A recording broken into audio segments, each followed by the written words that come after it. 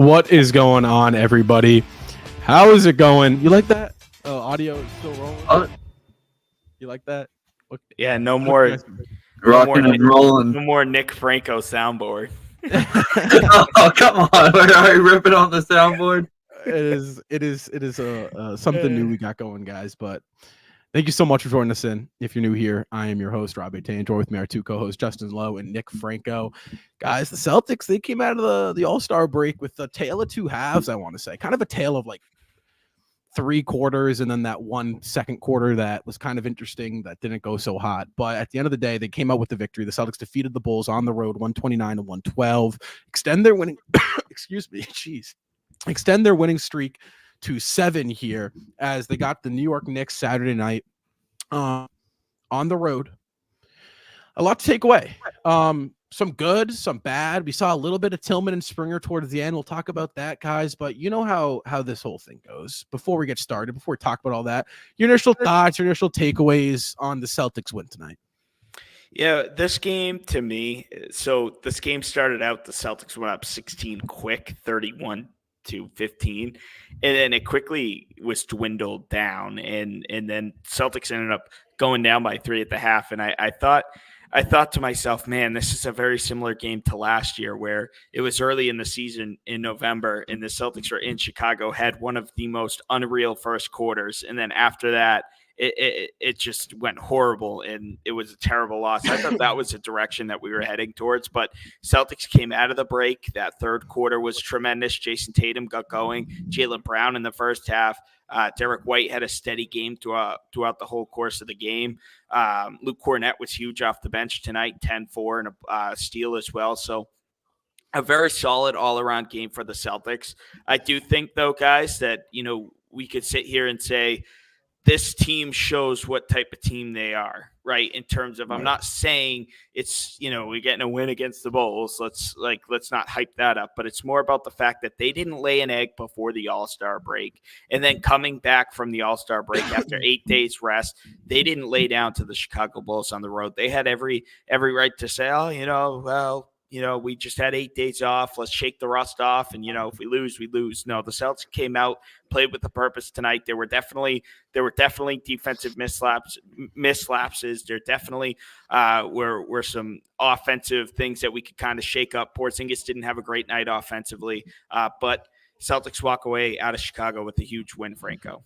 Yeah, definitely no hangover from the All-Star weekend. Sure, the second half, the second quarter and third quarter were more on the edge of the Bull side, but Chicago is doing a great job of keeping up with us defensively. Vucevic and Drummond were playing like it was 2016 all over again, so down low, and we were able to take advantage of that. Obviously, one thing we can harp on is once I started to get frustrated with it. It's kind of funny being a Celtics fan when we're trying to bash on the team for taking these 3-pointers and not setting up the offense and not driving to the lane. And then Jason Tatum does one right step with a hand in his face and drains 2 3-pointers in a row and gives us the lead again.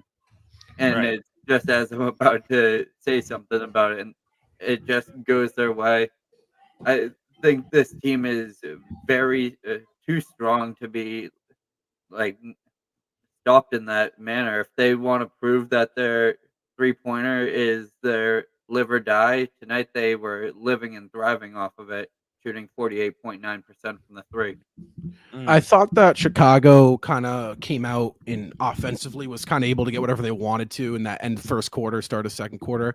I think defensively, the Celtics were a lot more active in that second quarter, forcing Chicago into bad shots, into some turnovers. So you like to see that because, again, you really don't want to see that second half of the year slide that we kind of saw where it was like it's playoff time and it's so easy to get distracted and be so honed in on the championship that these games, you got to get those reps in, you got to get those, those habits down so that come playoff time, you can take care of business. I thought they were able to do that in the second half. However, I do think that second quarter, they should not have allowed Chicago to get back into the game. But I think in the second half, they came out with the right mindset in the right mentality. However, if that lead wasn't in the first quarter pushed up to 15 and 12, and if they allowed Chicago to kind of hang around at that first quarter, that lead, you could have found yourself if the Celtics kind of coming back from a 10-point deficit opposed to only being down by 3 at half. So those are some things to look into. However, I do think for the first game out of the break, there's going to be some rust, right? There's going to be some stuff you gotta get right and get back into the groove of things, and I think they'll have a great chance to kind of rebound with a tough matchup against a Knicks and Sixers squad who are both kind of depleted right now, but they're both going to play you tough. They're both on the road, or one's on the road, one's back in Boston. So an opportunity for the Celtics coming up. I thought it was kind of a tale of two J's for the C's. Brown kind of kept us going in the first half, and Tatum was kind of lackadaisical offensively, wasn't really able to get his shot going. And then I think it flipped in the second half where, obviously Tatum finished with 25 and most of those coming in that second half. And I think his shot kind of started to fall. The game opened up. You saw him lean on his playmaking, his passing, like he's been doing so early in that first half and second half. Those sidestep threes, those step back threes were falling. He was able to kind of expand the game for the Celtics. Let's look at the player of the game tonight, guys, because talk about Brown, you talk about Tatum, but how about this? Derek White, man, I think he took that all-star snub personally because he was phenomenal tonight. 28 points, 3 rebounds, 5 assists, 9 of 14 from the floor, 5 stocks. This is new. Stocks is new, guys. But if you don't know what it is, it's steals and blocks combined. I'm not going to lie. The first time I saw it, I was confused by it. But now you're just combining them. So it's nothing else. But that is new. And Derek White, Justin, talk to me about him. How was he kind of able to just absolutely be a flamethrower for the C's tonight? Listen, you guys know me, and if you don't know me, you know me. You will know now that Derek White has been my guy. I've just been so. Everything about Derek White excites me. He's turned out to be this phenomenal offensive player where he's had to learn to really expand his game. He was never a three-point shooter out in San Antonio, but since he's come to Boston about a year and a half ago, now 2.5 years, he's really had to learn how to do different things. He could play on the ball. He could play off the ball. And tonight, when I saw him block Vucevic twice in the first quarter and then get the ball, get his own rebound from the block, and then pull up from 3, I said, how did Scotty Barnes or Trae Young make the All-Star team over this guy? 28 points tonight from Derek White. Listen, for me, Derek White has the ability to do this every single night, whether Jaylen Brown and Jason Tatum have it or not, whether Kristaps Porzingis is on or not. Right now, that is Derek White. We talk about the Drew Holidays and the KPs and the Browns and the Tatums, but I feel like Derek White just doesn't get enough love overall. A lot of people think he's overrated. I don't know how you could be overrated when you're playing like this and nobody still talks about you. But Derek White just means everything for the Celtics team, and we're very, very fortunate to have gotten him because I remember 2 years ago when we got Derek White, remember everybody, not specifically us, but I remember everybody, was he worth throwing in that first round pick? Like everybody was losing sleep over it. It's like we gave up Romeo Link for Jay Rich. Neither of those two players are there. And then a first round pick, and Derek White has turned out. I would have given them all the first round picks in the world to San Antonio to get a player like Derek White. We are so lucky that he's on this Celtics team. It's funny, Franco. I remember sitting there 2 years ago on the phone with Brad Stevens, and he asked me like, should we go get this guy? I'm like, yeah, you should go get this guy, Franco. and Derek White has turned out to be this huge player for us. Yeah, that's my favorite saying too.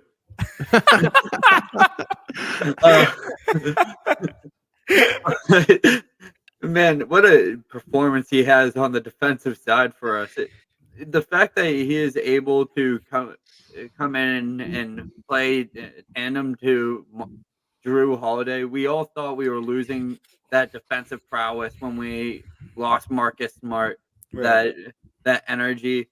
This team has that energy, but they just don't have to do it in egregious ways and laying out on the floor, screaming, because they're all so talented that it's not even, I don't want to sound pompous when I say this, but it's almost like they know that these guys, they don't have to stoop down to that level to compete with whoever they're playing against.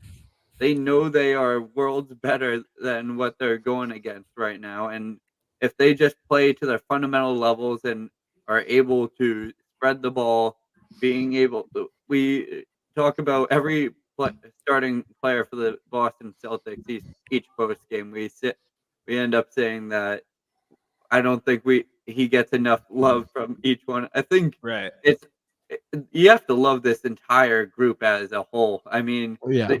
you ask which one of us is your favorite part, you're gonna get an answer from every single different person in Boston.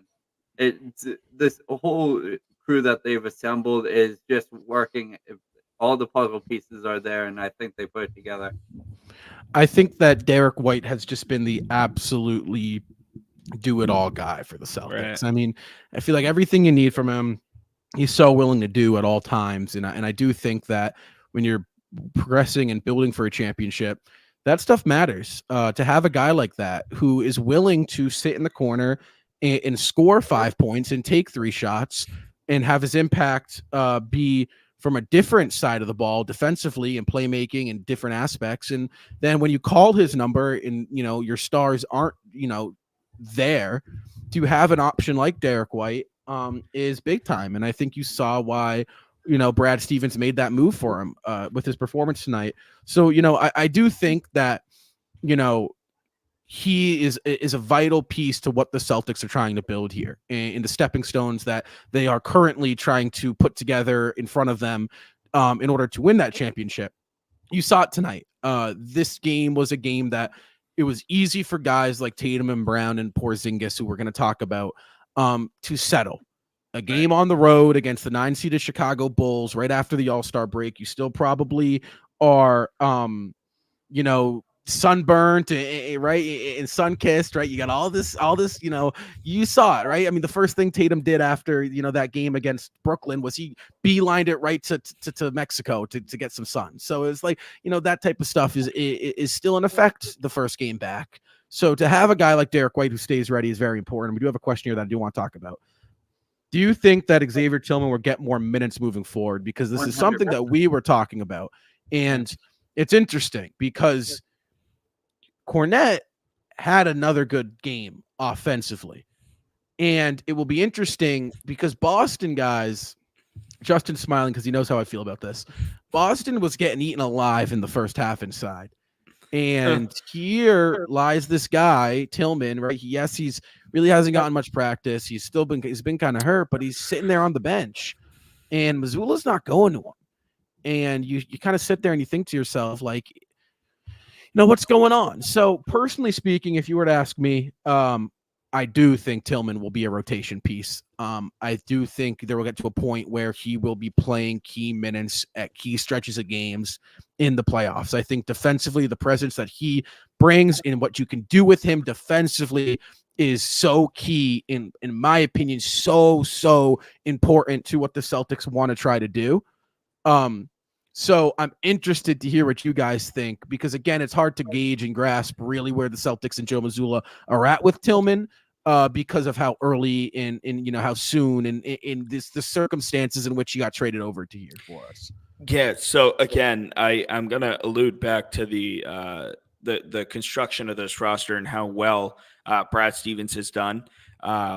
So you look at our center rotation, and we have 5 big men sitting on the bench for the Celtics. Right. You start KP, then you go to Al, and then you kind of flutter between Kornet and Tillman, and then you have Keita on that 2-way deal, which who knows if maybe he gets converted before playoff time with the roster spot being open. So you have so many different ways to go. If you want some offense, you want to go with the Luke Kornet, the high pick and roll action with Luke Kornet, the ability to space the floor. But then if you want defense, you got to go Xavier Tillman. And I thought, listen, it was only 2.5 minutes in quote unquote garbage time tonight. But I really liked what I saw from Tillman. Just went out there and left it all on the floor. And every second he got, very physical presence in the paint. And I think, you got to give Joe some slack on not playing Tillman tonight. Yes, he was available, but again, first game back from the All-Star break, you want to establish your rotation. You want to establish your rotation, and then you're also kind of dealing with something where it's like, okay, his first game off of an injury, he hasn't played in a little bit, let alone hasn't played with us, this franchise yet. So I think I'll cut Joe a little bit of slack for Tillman not playing tonight, but definitely excited to see Xavier Tillman more and more coming up, because I think he can help you in so many different ways. And go back to last year's deadline where there wasn't going to be a needle threading move similar to this year's deadline. And then we go out and we get Mike Muscala. Mike Muscala was very limited. He could, all due respect, great veteran, but great locker room presence he was, but he could really only shoot. He was only there for the offense, right? So it's like you bring Tillman in, and Tillman can do so many different things. He's younger. I think he's a great addition. But Franco, from what I'm hearing and what I'm seeing, the Celtics really like Xavier Tillman, and I think the more reps that he gets is going to be beneficial for him. Yeah, I think he's going to be the one that I would like to see playing in those Cornet minutes come playoff time. He's has that experience playing at a elite level against elite talent, and I think that's exactly what this team needs. It was that big physical forward / center who will be able to match up down low and be that insurance for KP and Horford, who are you can't guarantee you're going to have both of them if you're going into a back-to-back. And you know what?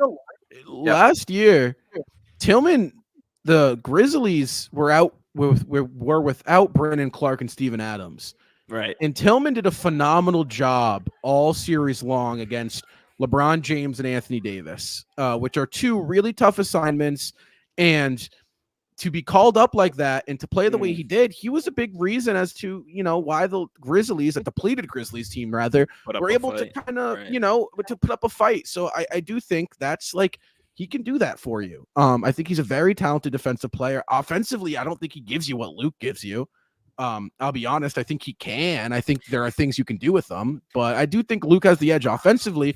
But again, that's what I think is so big time with, having that guy.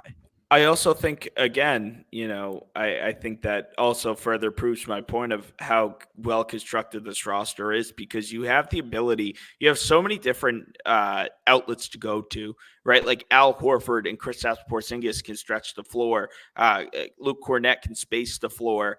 And then you throw in Tillman, who, when you're putting Tillman, I know the Celtics like to play 5 out, but when you put Tillman in there, not really known for his shooting abilities, but the Celtics can put 4 other shooters around him. They could put a Tatum. Maybe they run a double big, and that double big includes Al Horford and or Kristaps Porzingis. So you get that shooting in the big man slot as well. So there's just so many different things that you can do, both offensively and defensively with Tillman. And I think, again, we have to see this down the stretch of the regular season.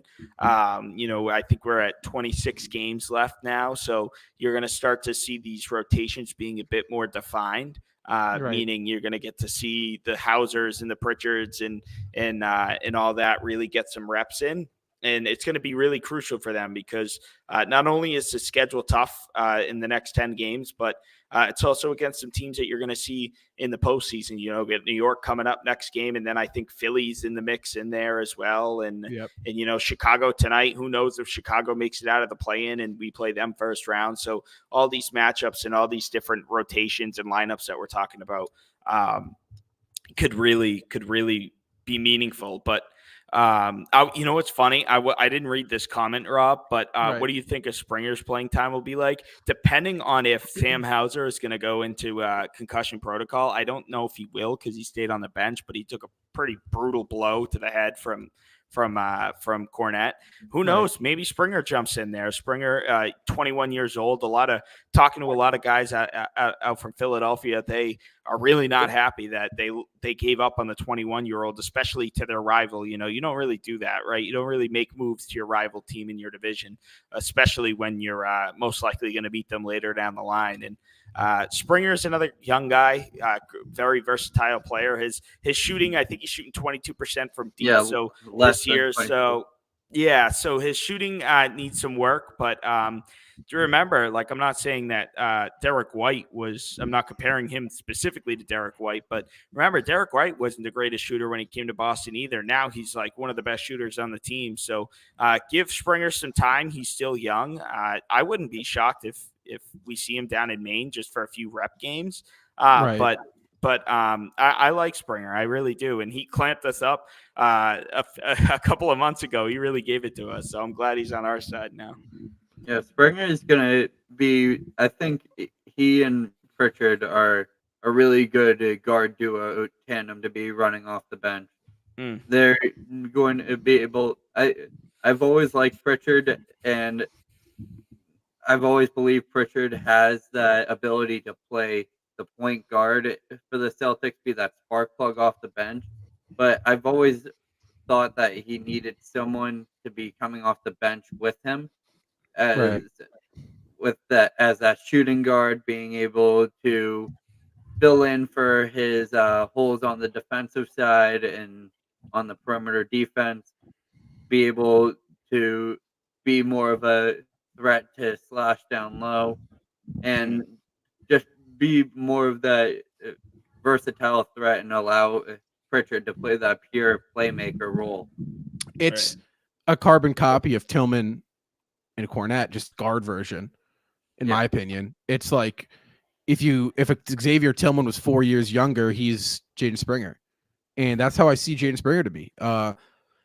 I agree with you, Justin. Really weird by Philly to move him to us. Like for a second round pick, they didn't really receive anything. It was just like they were offloading him because they couldn't find rotational minutes. Yet you saw what happened tonight with Philadelphia, and it's like they kind of got pieced up defensively by Brunson and the Knicks. And you think to yourself, it's like, well, if you had a defensive young guard, that could help. That's what Springer is.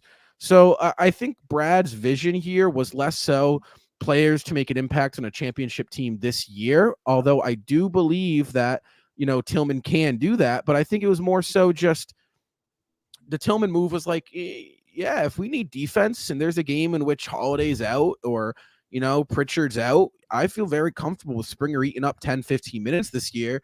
And then you kind of let him get to know the system in the city. And then who knows what he could be in 3 years from now. He could be a piece that the Celtics look to and turn to off the bench. So I really think it was a low risk, high reward case scenario. And I think that's what Brad Stevens been all about. Are these, really outside of the Drew or the Kristaps Porzingis trade. I think that's what he's been about.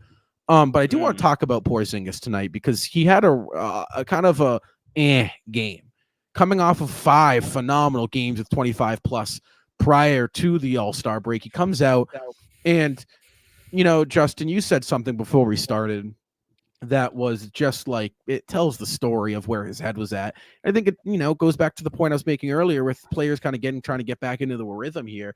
9 threes for Porzingis. Yeah. 4 rebounds. So I feel like 2 telltale signs with effort with the Celtics, Justin, are their rebound numbers and 3-point numbers. I think that's when you know where their head's at.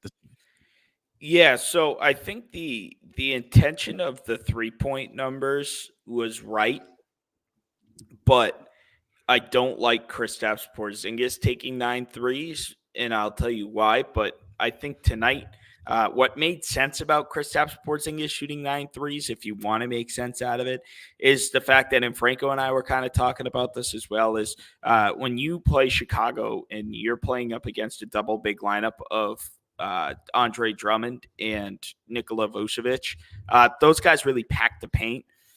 So the Celtics have this really incredible ability to play 5 out, and especially when they run double big, because their double bigs can play the perimeter, both ends of the floor, Horford and Porzingis. And then on top of that, you have to worry about Tatum, Brown, and Derek White.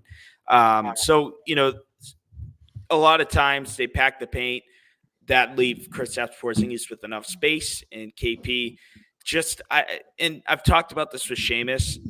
Look at Kristaps Porzingis' numbers, his 3-point numbers every game this season, and anytime he shoots a high volume of threes, like I'm talking like 7, 8, 9 threes, he's not having an efficient night. he just doesn't have an efficient night. If he's floating around that 3, 4, 5 3-pointer attempts range, he's having a much more effective, efficient night, and he's most likely dominating the high post game as well, that mid to high post game as well. So just a weird game from Kristaps Porzingis. I love what he brought defensively, but on the offensive end, definitely was not his night. But again, let's just be happy it was one player who didn't have the best game and not all 15, you know? It was weird, though, because here the Celtics are coming into the All-Star break. And this is where like a little bit of frustration lies. I know we did win, but prior to the All-Star break, they were playing the most physical brand of basketball they've played. They were attacking the rim. They were really making a statement to get to the rim early.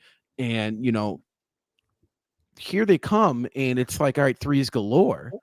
And you're sitting there and you're thinking, well, hold on, guys. You just played the best 6-game stretch of basketball, playing good defense. And I thought that, again, the defense in the second half was much more solid. What the Bulls scored 62 in the first half, and then what, 50 in the second half. Quick math there for you guys. So it's like but it's like, you know, that's where I was like kind of confused, where it's like, well, why are we steering away from what was working, which has been getting to the rim? And I do think that's like a theme for these guys is, you know, against bad teams, we're going to shoot threes. And I mean, in principle, maybe it makes sense because it gives you the best chance to stay healthy and fresh. But at the same time, I would like to see them, you know, developing these habits. Habits is something we talked about. And again, it happens. Porzingis has been so great. I'm not going to nitpick here. If he had a game where he felt like he needed to do that, you know, so be it. But again, when you're trying to, you know, when the pressure, it's like a pressure cooker, it feels like this year for the Celtics. It feels like every game is under a microscope. And Porzingis tonight, I think, you know, was under the microscope. And, you know, he's been great, but it was, I think, not where he was at going to the All-Star break. And that's, again, something we need to talk about here. Staying consistent. How can the Celtics do that? We saw it last year. They plateaued after the All-Star break. First of all, two-part question for you guys. Do you think we could see that again? And do you think it will? How do you think the Celtics? What do you think the Celtics need to do in order to not allow that to happen? I am honestly okay with Kristaps having a night or two that he can feel as if he is a primary scoring option. Because this team is so spread out, and there are so many different ways this team can go about scoring that some nights it might feel like, hey, I used to average 25 points a game, and I used to average around 20 field goals per game back in my career, and I think he is deserving of the opportunity to do so. Tonight wasn't favorable on the shot chart, but what he was able to do tonight is he was able to stretch, as we said earlier, stretching the floor with Kristaps opens up so many opportunities for everyone else. So even if Kristaps is having a bad night scoring, it's drawing attention off of Derek White, Jaylen Brown, and Jason Tatum to do their thing, because everyone on the Chicago Bulls is like, oh crap, Kristaps Porzingis is shooting threes. That it takes the eyes off of all four other scorers on the court. And I will say, real quick, Justin, before you hop in, that's a bailout. Teams are okay with Porzingis taking threes, not open threes, but threes. What do you mean? If I'm a team and the Boston Celtics are rolling into town, or you're rolling into the TD Garden, I'm thinking, please let this team huck up threes. Shoot, yeah. Because if they're going to the rim, they're unstoppable. So, and I think you saw Porzingis operate a lot in that high post, in the 3-point line, taking those post fades, which again, I like them in rhythm. They weren't in rhythm. I really would have liked to establish him in the paint. So I do think other teams like Chicago, and even teams like Milwaukee or Denver or even the top echelon of the league is sitting there thinking to themselves that when the Boston Celtics roll into town, please let them shoot threes because that's their best chance at beating us. So going back to the question you asked earlier, I think there's absolutely a possibility the Celtics falter late in the season. Do I think it's going to happen? I hope not, but there's obviously that's just the answer is yes. There's definitely a possibility that the Celtics do falter. The Celtics do plateau and start to go downward. Like that's just reality. That's gonna that could happen just as much as the Celtics could go on and win every single game in the regular season. Like that technically could happen. So the chances are inevitable. But I think it's all about, for me, and it's funny because we've been talking about this, and I've specifically mentioned it for quite some time now, how I really need the Celtics to pull together this year and win consistently throughout the season, in previous years, before the All-Star break, we'd do terrible, then we'd do great, and then last year we did great, and then we kind of didn't do that great. We kind of coasted into the playoffs, and that we kind of paid for that. So this year, listen, Jason Tatum's starting to earn his way back into the MVP talks, into that MVP conversation. He's going to be able to control that and that narrative, especially with the matchups we have coming up against some pretty notable MVP type players. Yeah. And then on top of that, obviously we have other guys on this team, especially like Kristaps Porzingis and Jrue Holiday, who are newer to this team. But I'm looking at Jason Tatum and Jaylen Brown.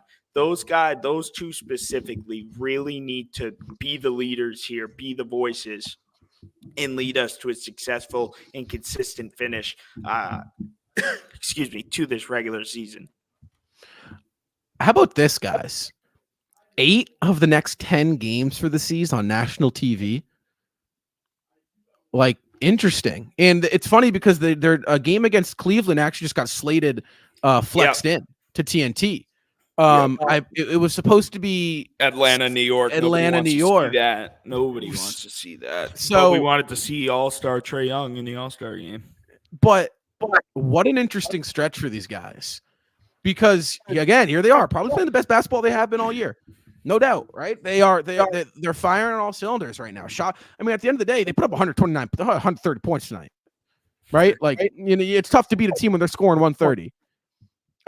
So they're playing some phenomenal basketball, but they got this gauntlet part 2. As this January wasn't hard enough. So it's like, here we go. Buckle in, Celtics fans, because it's about to get real. It's funny.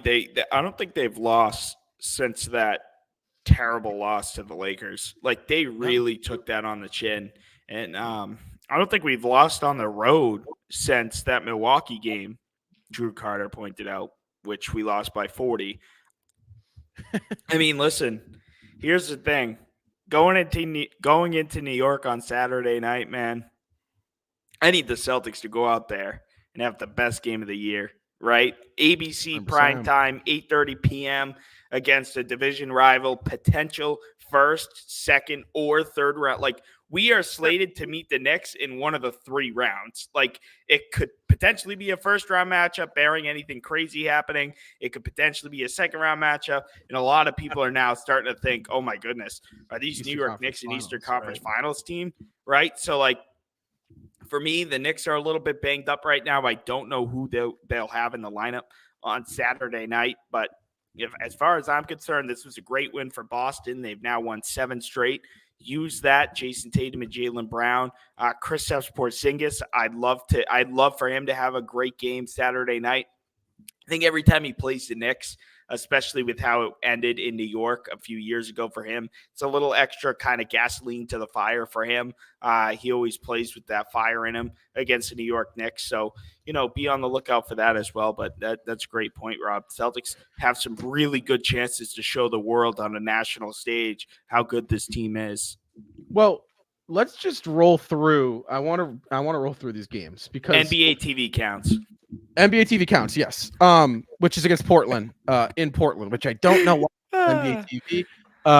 But hey, who wouldn't want to talk about the Drew trade, Drew's homecoming, The Malcolm Brogdon, the revenge game. But let's look at it. Right, so right now Boston's are winners of 7. If they didn't drop that Lakers game, they would, however, be winners of 10. But winners of 7. They got New York on Saturday night. Should be a win. Knicks are going to play you tough on the road. However, no Randall, no Anunoby, no Hartenstein. That's 3 starters that the Knicks are missing. No, all right, yeah. No Fournier. That's not maybe the biggest blow. But they're going to play you tough. You do know the Knicks are going to play you tough, and I would be upset with a loss there. Philly at home. That's a win. No Embiid. That should be 2 more wins. Then it's like you got Dallas and Golden State rolling into town. Luka in Boston. You gotta win that. Yeah, I would say so. You win that. And then you got Golden State coming into Boston, which again, after what happened in Golden State last time, you gotta win that. So it's like, all right, and you say you gotta win that, right? Because I can say that for every game. But what I mean by that is that like teams who aren't to the Celtics level. That's really what you're looking for right now. You want to see losses for the Celtics on nights where one, you got guys in and out of the lineup and you just want to look good, or to a team that is at the level of the Boston Celtics and the Celtics just narrowly lose. That's really what you're looking for here. So that's 4. So I would like to see the Celtics get to 11. And then you got like Cleveland on the road, which you kind of slapped around Cleveland at your place. So you're going to expect them to come out really with that game highlighted on their calendars. And then you got Denver on the road, Phoenix on the road, and then you finish off this literal national TV stand. Like literally national TV, road trip.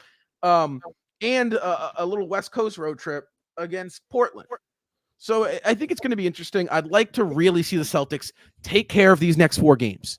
Yeah. Very, very winnable games against teams who are kind of banged up and injured and dwindled and aren't to your level.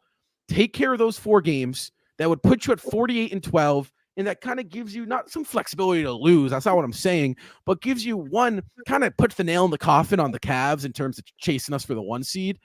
But it also kind of like, it gives you some breathing room where a loss on the road isn't this nuclear explode red button on your desk that you slam it. Because they've, already dropped 2 games at home to 2 very winnable West Coast teams. Yeah, I mean, talk about the Cavs, closing the door on the Cavs. They lost tonight. So I think it's 7 games now is where it had. So, and I think we own the tiebreaker too. I think this is no matter what. I'm pretty sure that this is going to be the last game coming up. So we're going to, even if we drop that game, hopefully not, but if we drop the game, we at least still win the series. So, listen, this is again, Rob, where we talk about our favorite vocab word, complacent. Celtics can't get complacent just because they have a 7-game lead and all that. We want to be able to see some Xavier Tillman and some some JD Davison time coming down the stretch and Jordan Walsh time coming down the stretch of the regular season. And this is a great stretch. It's going to be a tough one for the Celtics, but we're and we know what this team is made of, but we're really going to get to know what this team is made of within the next couple of weeks, because I don't know why people are saying the strength of schedule is easy for us, because I don't see it as easy. But these are definitely teams that the Celtics should beat, for sure. So, we get some fun matchups coming up ahead for us. Yeah. Well, I will say this: after these 10 games, guys, it gets a lot easier for us. 100%. That's what I was going to say. I was going to April and March and April, late March and into April, good time to buy Celtics tickets if you're in the Boston Garden area. 100%. And guys, Saturday night we're going to be at the GRD watch party. Tons of content coming from us over there. So super excited to do that. And then we will have you covered for post game live after the final buzzer sounds there. So guys, from you guys watching on Instagram, something new we're doing is they're going to be putting them on Instagram. They're going to be seeing them on a lot more places coming up. as we progress here, as the season and the playoffs come up. We want this content to be as accessible and as great as we can get it. But guys, a little bit of a shorter show, not really, but still. I'm Rob. Next to me is my man Justin, and then to the right of him is my boy Nick Franco. Guys, thank you so much for joining us in as the Celtics defeat the Chicago Bulls 129-112 to extend their winning streak to 7 and advance to 44-12 on the season. Derek White was tonight's player of the game. He had 28.5 assists, 5 stocks. How about JT? 25, 7 and 5. And then my man JB. Yeah, rough dunk contest, but he had a good night. 21 points, 5 rebounds, 5 assists. Guys, until next time. And Luke Cornett. And Luke Cornett. What was the stats? 10 points, 4 rebounds, 1 steal for the big and down low Luke. It's Fee Mikhailuk had 3 points, 1 steal. Guys, thank you so much for joining us here over at CTW, guys. Until next time, you already know. Go Seas.